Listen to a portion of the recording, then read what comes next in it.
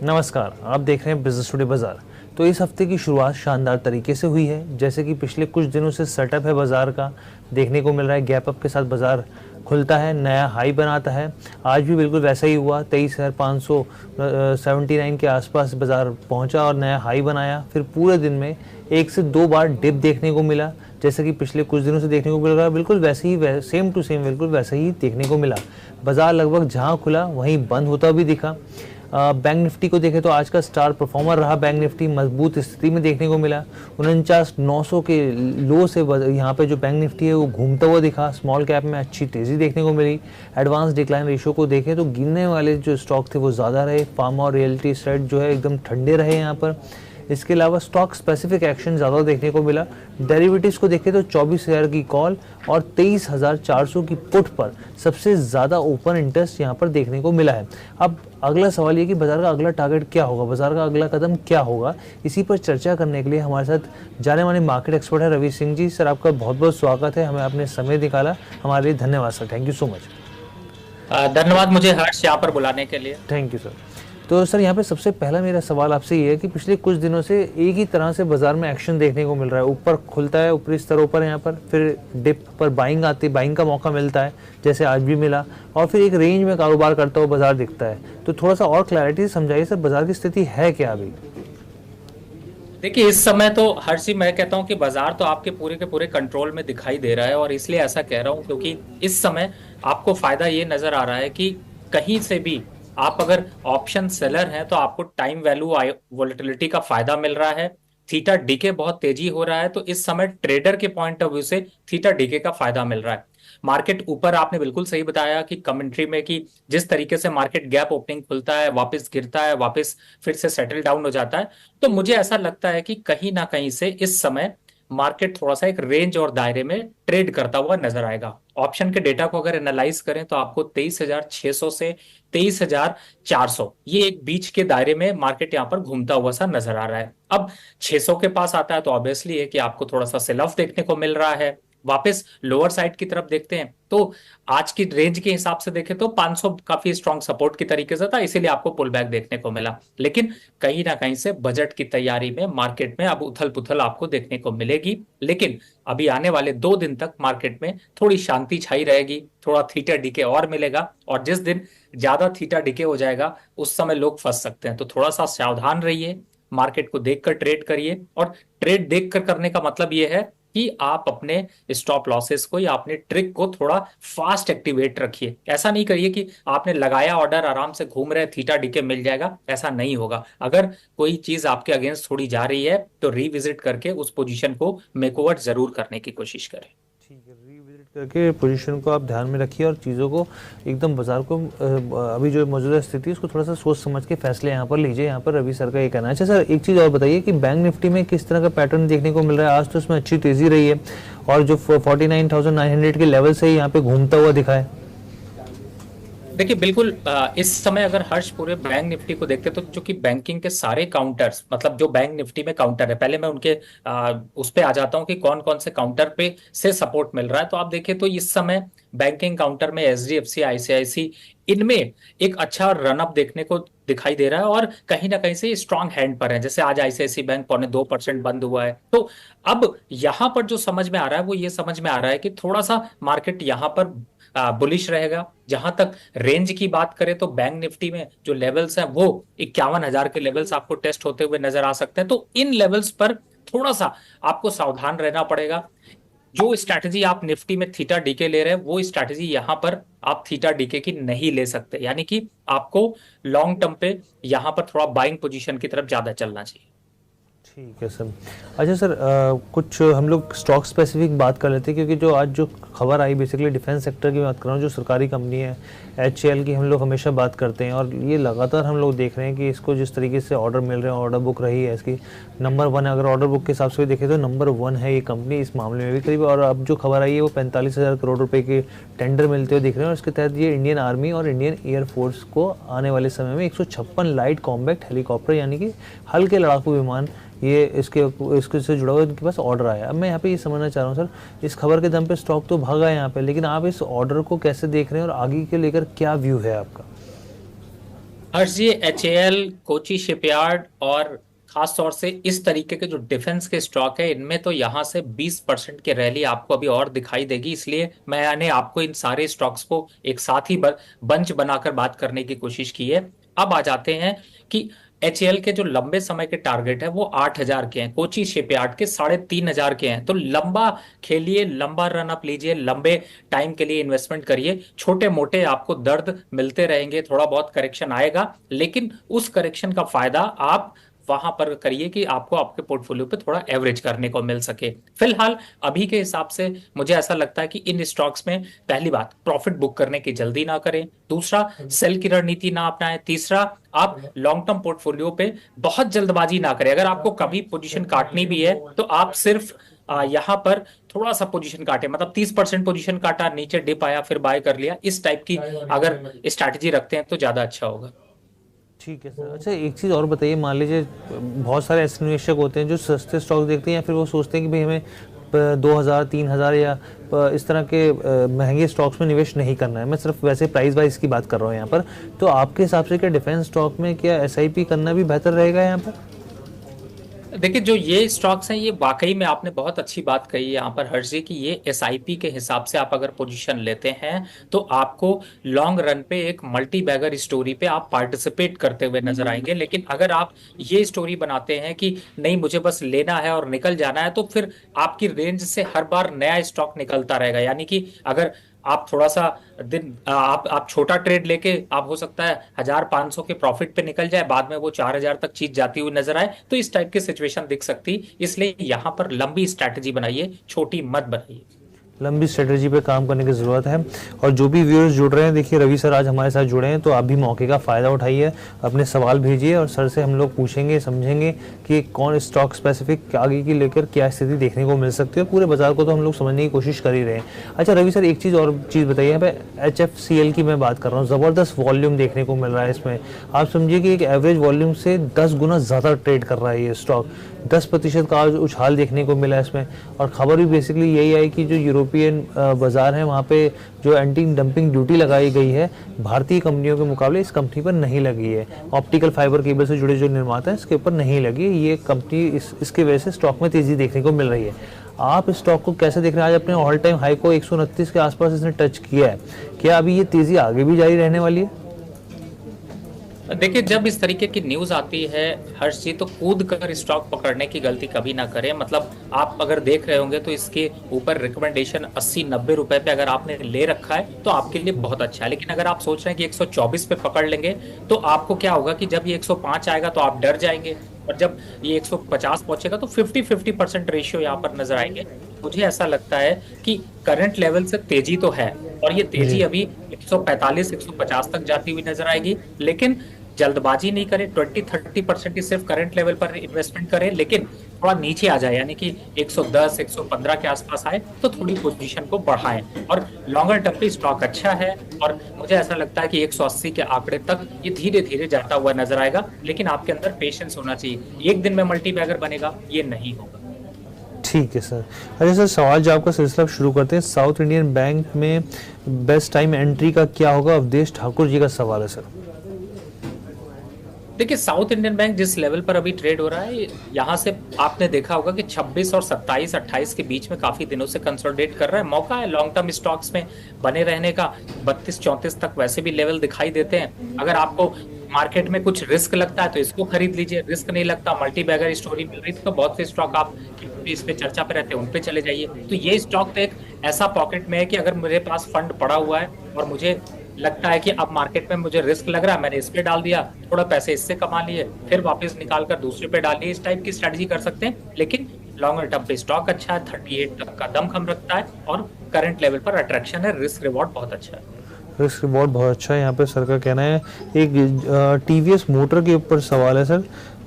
2011 के भाव पर इन्होंने 30 शेयर खरीदे हैं। GK का सवाल है, ये जानना चाह रहे हैं सर क्या आगे का टारगेट क्या हो सकता है?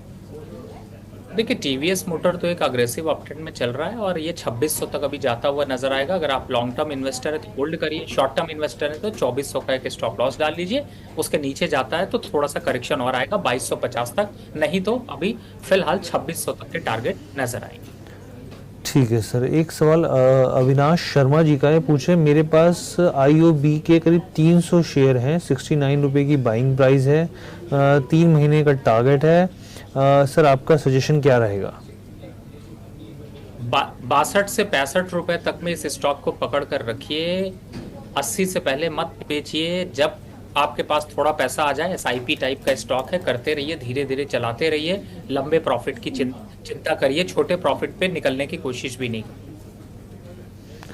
ठीक है सर, एक चीज़ और मैं आपसे पूछना चाहता हूँ, यहाँ पर हम लोग प्री बजट रैली की बात करते हैं यहाँ पर, आपके हिसाब से, क्योंकि हम लोग देखते हैं कि रेलवे स्टॉक्स में तो हमेशा बजट से पहले एक तेज़ी देखने को मिलती है, आपके हिसाब से क्या आपको लगता है कि जो रेलवे स्टॉक्स हैं ऑलरेडी काफ़ी ओवर वैल्यू हो गए हैं, या फिर प्री बजट रैली आ सकती है, या फिर बजट आने के बाद यहाँ पे तेज़ी देखने को मिल सकती है? आप कैसे देख रहे हैं इसको?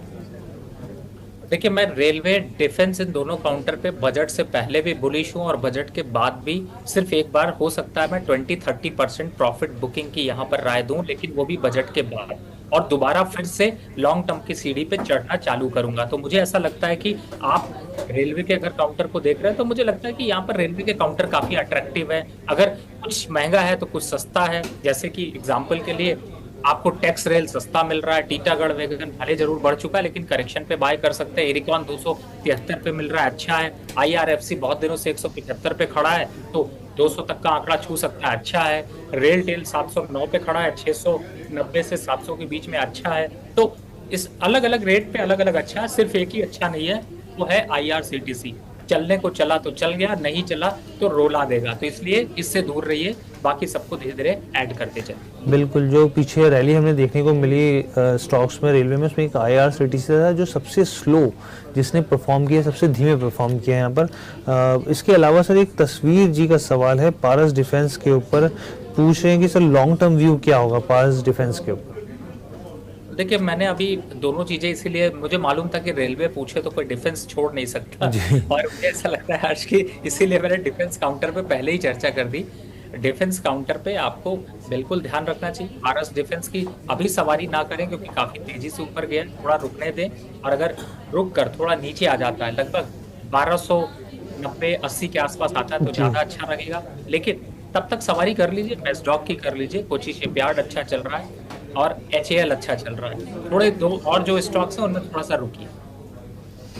ठीक है सर, इसके अलावा सर यहाँ पर सवालों का, आपके आते ही सवालों का सिलसिला भी बहुत तेज़ी से हो जाता है, एकदम ज़बरदस्त क्वेश्चंस आने शुरू हो जाते हैं। और आपके लिए एक सवाल है यहाँ पर नागेश्वर जी का, यहाँ पर कि SCC best time to entry for this level for 1 year, क्या लेवल हो सकते हैं सर SCC में बेस्ट टाइम के लिए, कौन से लेवल्स में खरीदारी की जा सकती है? देखो भैया, इसकी एंट्री हमने ली थी 31-32 रुपए पे, आपके प्रोग्राम पे भी टॉप पिक पे दिया है, आप पीछे प्रोग्राम में सर्च करेंगे देख पाएंगे। और मैंने 44 रुपए और 45 रुपए के पास सौदा बुक किया है, तो I should wait for next 1 month और 2 मंथ। उसके बाद जब थोड़ा करेक्शन होगा फिर लूंगा। लॉन्ग टर्म पे स्टॉक अच्छा है, लेकिन करंट लेवल पर प्रॉफिट बुक करने की राय है, ना कि खरीदने। अच्छा, आपके हिसाब से इन लेवल्स पे प्रॉफिट बुकिंग कर लेनी चाहिए। ठीक है सर, इसके अलावा सर एक सवाल ITC स्टॉक के ऊपर भी है, 432 के भाव पर करीब 700 शेयर लिए हैं एक निवेशक ने, आपसे जानना चाह रहे हैं कि क्या व्यू रहेगा ITC स्टॉक्स के ऊपर? देखिए, ITC स्टॉक बहुत ज़्यादा कुछ अभी रिटर्न देने वाला है नहीं, कुछ दिन के लिए अवॉइड अगर कर देंगे तो अच्छा है। बहुत ज़्यादा कुछ अग्रेसिव मूवमेंट नहीं दिखाएगा, लेकिन फिर भी 440-45 तक के आसपास आता है तो एक बार प्रॉफिट बुक कर सकते हैं।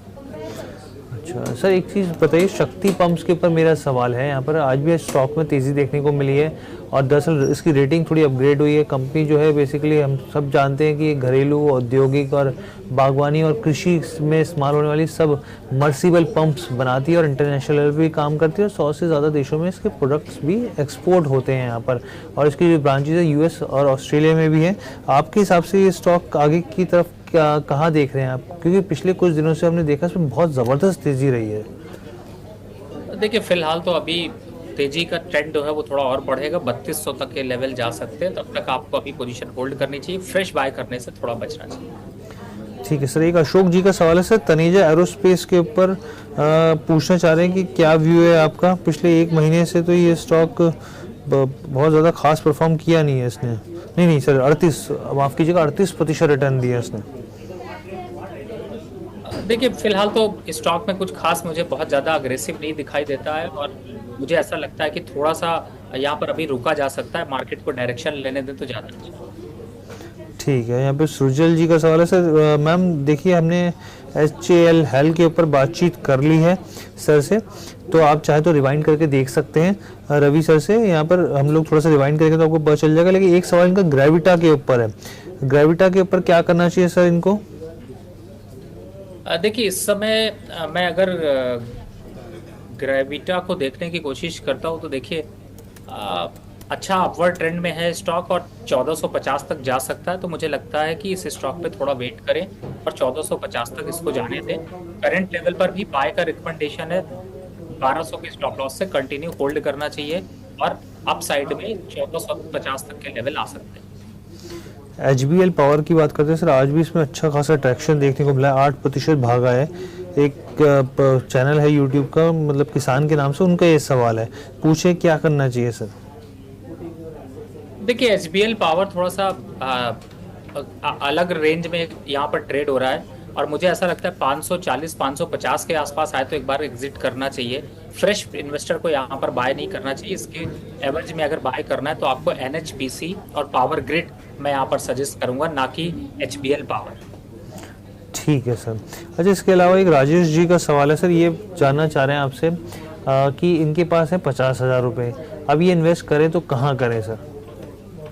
सर अभी आपके सामने एक स्टॉक चल रहा है जिसका नाम है NHPC, सिर्फ इसी में डाल दीजिए, प्रॉफिट कुछ दिन बाद लीजिएगा, हर्ष जी को मिठाई जरूर भेजिएगा।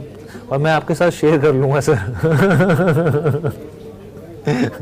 अच्छा सर, मैं M&M की बात करता हूँ। यहाँ पे शेयर में रिकॉर्ड ऊंचाई पर हमने देखा है, और करीब करीब मैं देखूँ कि कवर करने वाले करीब 40 एनालिस्ट जो हैं, उनमें से 88% जो हैं एनालिस्ट, उन्होंने इस पे स्टॉक में खरीदारी की सलाह दी है, और टारगेट जो है इसको प्राइस को बढ़ाया। जेफरीज की तरफ से भी रिपोर्ट आई है, और उसके बाद से करीब 3% उछला है ये स्टॉक। आप इस स्टॉक को किस हिसाब से लॉन्ग टर्म के हिसाब से देख रहे हैं यहाँ पर? देखिए M&M हो या मारुति या फिर आप टाटा मोटर, ये लॉन्ग टर्म के हिसाब से अभी बहुत बड़ी डिमांड है, और मैं आपके साथ एक ग्रोथ स्टोरी भी अभी शेयर करूंगा। रिपोर्ट आप क्लाइंटों के साथ शेयर करिएगा जिससे लोगों को और क्लियरिटी होगी। लेकिन आप बिलीव करिए कि ऑटो स्टॉक्स में अगले 6-8 महीने तक अभी सेल के लिए मत जाइए। प्रॉफिट बुक करना है तो बहुत अच्छा है, लेकिन सेल करना नहीं है, यानी एग्जिट बहुत कंप्लीट नहीं करना है। और टाटा मोटर है, मारुति है, यहाँ से कम 8 से 10% जो है वो जाने का दमखम रखते हैं। तो मुझे लगता है कि अभी M&M उनमें थोड़ा लीड करता हुआ नजर आ सकता है, तो थोड़ा सा यहाँ पर वेट एंड वॉच की पॉलिसी रखें और लॉन्ग टर्म इन्वेस्टमेंट को बना कर रखें। ठीक है सर। अच्छा, एक सवाल है, अपोलो माइक्रो सिस्टम्स हम लोग देखते हैं, ये भी डिफेंस से जुड़ी हुई कंपनी है, इसमें उस तरीके का ना अट्रैक्शन ना तेज़ी देखने को मिलती है। पीछे कुछ समय से स्टॉक एकदम ठंडा पड़ा हुआ है सर, आप यहाँ पे कैसे देख रहे हैं इस डिफेंस के स्टॉक को? आपने एकदम सही कहा। यहाँ पर हर चीज अगर ठंडा पड़ा है तो पैसे को ठंडा तो ना रहने दें, और पैसे को गर्म जगह पे लगाएं। और मुझे ऐसा लगता है कि इस समय बाहर भी बहुत ज्यादा गर्मी है, तो गर्मी का फायदा उठाएं और गर्मी से रिलेटेड स्टॉक्स की तरफ मूव करें, यानी पावर रिलेटेड। और यहाँ पर पावर ग्रिड NHPC मैंने इसीलिए दिया, PTC भी आप ले सकते हैं। उन स्टॉक्स की तरफ फोकस करें। इस स्टॉक में थोड़ा सा एक बार को अभी रुकना चाहिए, थोड़ा गिरावट का ट्रेंड आने दें, और मुझे ऐसा लगता है कि गिरावट में ये 5-7% की गिरावट दिखा सकता है। और सर मदरसन स्विमिंग वायरिंग के ऊपर आपका क्या व्यू है यहाँ पर? फिलहाल तो नो ट्रेड जोन में है, तो अगर आप बने हैं तो बने रह सकते हैं, और अगर आप एग्जिट करना चाहते हैं तो इस स्टॉक से निकल सकते हैं। 80-85 रुपए के ऊपर ये स्टॉक अभी सस्टेन नहीं कर पाएगा। मुझे ऐसा लगता है इन लेवल्स पर प्रॉफिट बुक करना चाहिए। एक भूषण जी का सवाल है सर, कैनरा बैंक को पीछे स्टॉक स्प्लिट हुआ, उसके बाद अच्छी तेजी देखने को मिली, फिर थोड़ा सा इसमें नीचे गिरावट डाउन साइड पे गया ये स्टॉक, अभी करीब 121 के आसपास ट्रेड करता हुआ दिख रहा है। आप कैसे यहाँ पे देख रहे हैं कैनरा बैंक को, और आगे के लिए क्या सलाह रहेगी? हर्ष जी, एक और ऐसा स्टॉक आ गया कि अगर इसको इन्होंने खरीद रखा है तो ये आपको मिठाई जरूर भेजेंगे और हम भी शेयर करेंगे। तो मुझे ऐसा लगता है ये स्टॉक का टारगेट अभी 135 तक है, तो बने रहिए सर। अच्छा स्टॉक लिया है, गुड स्टॉक है, फंडामेंटल स्ट्रांग है, लॉन्ग टर्म पे अच्छा चलेगा, वेट कर लीजिए। ठीक है सर, वेट करने की सलाह रहेगी। एक अविनाश चौधरी जी का सवाल है सर, इनका सवाल है कि मेरा इरडा के 106 के भाव पर इन्होंने करीब 1600 शेयर लिए हैं। अब पूछें कि प्रॉफिट मार्जिन क्या बुक कर लेना चाहिए यहाँ पे, या फिर रुकना चाहिए, क्या करना चाहिए? देखिए 155 के नीचे ये स्टॉक दोबारा नहीं जाएगा। प्रॉफिट बुक करना की जल्दी ना करें, अगर करना है तो एक बार को 185 के आसपास आता है तो बुक कर ले। अपसाइड में 220 तक के टारगेट है। ठीक है सर। और लगातार सवालों के सवाल आए जा रहे हैं आपके लिए और पूछे जा रहे हैं यहाँ पर। इसके अलावा सर एक चीज़ और मैं आपसे समझना चाह रहा हूँ यहाँ पर, कल के बाजार को सेटअप को लेके कि कल की स्थिति आपको कैसे दिख रही है? कल भी गैप अप की तरह होगा जैसे पिछले कुछ दिनों से हम लोग देख रहे हैं, गैप अप के साथ बाजार खुलेगा और फिर वही अपॉर्चुनिटी मिलेगी, बाय ऑन डिप्स की रणनीति अपनानी चाहिए यहाँ पर या फिर नहीं अपनानी चाहिए, और फिर किस तरीके के कौन सा एक्शन स्टॉक स्पेसिफिक भी देखने को मिल सकता है यहाँ पर? देखिए इस समय वापस से अब बजट के एक्सपेक्टेशन में मार्केट के मूवमेंट्स यहाँ पर दिखाई देने शुरू हो गए हैं, तो मुझे ऐसा लगता है कि मार्केट की रेंज बाउंड ट्रेड देखने को मिलेगा। और अगर आपको गैप अप मिलता है तो एक बार को बाय साइड के लिए मोमेंटम यहाँ पर फिर से बनेगा, और इन जो करेक्शंस होंगे उस पर भी बाय की स्ट्रैटेजी रखनी चाहिए। जहाँ तक स्टॉक स्पेसिफिक है, अभी हमने चर्चा करी, चाहे रेलवे हो, डिफेंस हो, ऑटो इंडस्ट्री है, और खास तौर से ऑयल और एनर्जी सेक्टर्स है, उनमें थोड़ा बाइंग मोमेंटम फिर से दिखाई देगा और बैंकिंग काउंटर इसको लीड करता हुआ नजर आएगा। तो ओवरऑल अगर स्ट्रक्चर समझे तो पूरा बुलिश लग रहा है। 620 के ऊपर अगर स्टॉक निकला, निफ्टी निकलता है तो नए लेवल 27,750 तक जाते हुए नजर आएंगे। अब आ जाते हैं डाउनफॉल कहाँ से आएगा।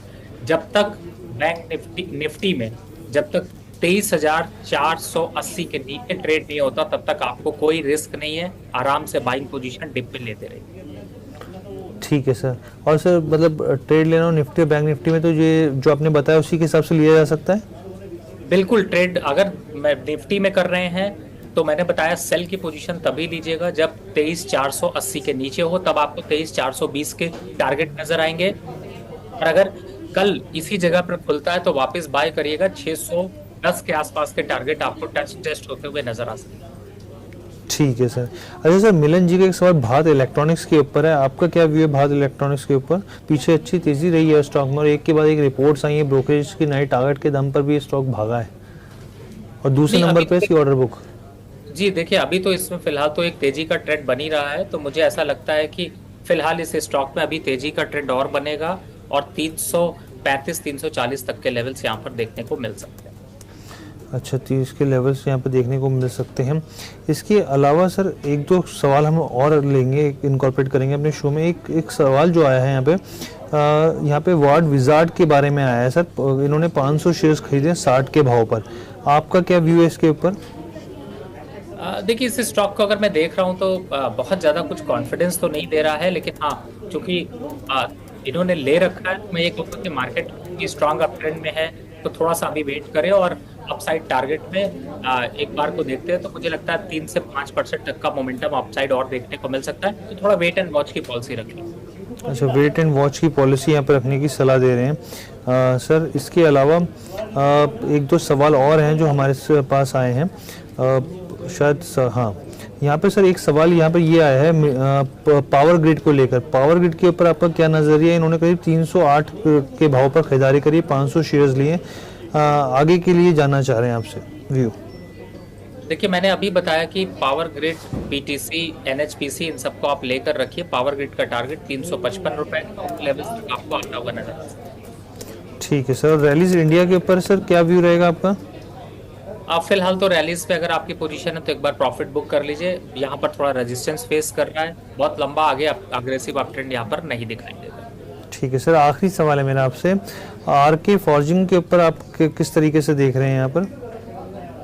देखिए इस समय तो आरके फोर्जिंग थोड़ा सा कंसोलिडेटेड और अपवर्ड बैंड में है, तो मुझे लगता है कि अगर आपके पास पोजीशन है तो यहाँ पर थोड़ा सा वेट एंड वॉच की पॉलिसी रख लें। मुझे ऐसा लगता है थोड़ा सा अपवर्ड साइड पे यहाँ से मोमेंटम आपको कम से कम 15 से 20 रुपए के आसपास का चाल और बनता हुआ नजर आएगा, यानी 850-855 तक के टारगेट दिख सकते हैं। ठीक है sir. Thank you so much sir, आपने इतने शॉर्ट नोटिस में आपने हमें टाइम दिया और एकदम से हमने बात करी आपसे, अपने समय निकाला। बहुत बहुत धन्यवाद सर आपका बिजनेस टुडे बाजार के साथ जुड़ने के लिए सर आपका। और आपके साथ और भी हम लोग कोशिश करेंगे कि आपके साथ और शोज़ करें, क्योंकि आपके साथ जब भी हम लोग शो करते हैं तो काफ़ी हिट रहते हैं, काफ़ी पॉपुलर रहते हैं वो शोज़। और अब तो प्री बजट के ऊपर भी मैं सोच रहा हूँ कि एक दो आप समय निकाल तो आपके साथ हम लोग वो शो भी प्लान करते हैं सर। बहुत बहुत धन्यवाद सर अपना समय देने के लिए सर आपका। तो ये खास चर्चा आप सुन रहे थे पूरे बाजार को लेकर कि बाजार में किस तरीके का पूरा एक कहें कि पूरे बाज़ार का सेटअप कैसा रहा है, और पिछले कुछ दिनों से समझाने की कोशिश करी कि एक तरीके से एक पैटर्न के हिसाब से बाज़ार चल रहा है यहाँ पर, क्योंकि अब बजट आने वाला है तो उसके हिसाब से क्या ये तेज़ी आगे भी उसी तरीके से जारी रहेगी, ये हमने समझने की कोशिश करी है। कौन से ऐसे स्टॉक हैं जो आगे परफॉर्म कर सकते हो, कल के लिए किस तरीके का आप ट्रेड ले सकते हैं, इन सब सवालों के जवाब आपको शो में मिलेंगे। आप बस टाइम मत भूलिएगा, 3:35 के आसपास रोज़ाना जुड़ते हैं, आपके सवालों के जवाब लेते हैं। धन्यवाद।